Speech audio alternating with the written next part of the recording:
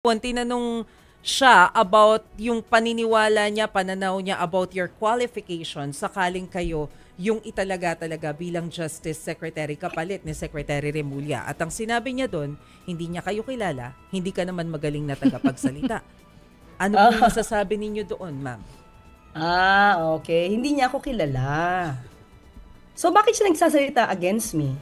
Kung hindi niya ako kilala, so dapat wala siyang sinasabi against me. Saka worried ba siya na kung ako man na magiging SOJ? Diba? Ano ba kinakatakot niya? Bakit ganun yung paninira niya sa akin? Well, anyway, kung hindi siya naniniwala sa akin at ayaw niya ako magsalita, affected ba siya sa mga sinasabi ko? Diba? Ayun ba, affected ba siya? Kaya kahit hindi niya ako kilala, parang ang dami niyang alam tungkol sa akin. Ano yun, stalker? So, ikaw ba ang susunod na SOJ, Yusek? Hindi. Kaya wag siya mag-alala. Hindi ako nag-apply for the position.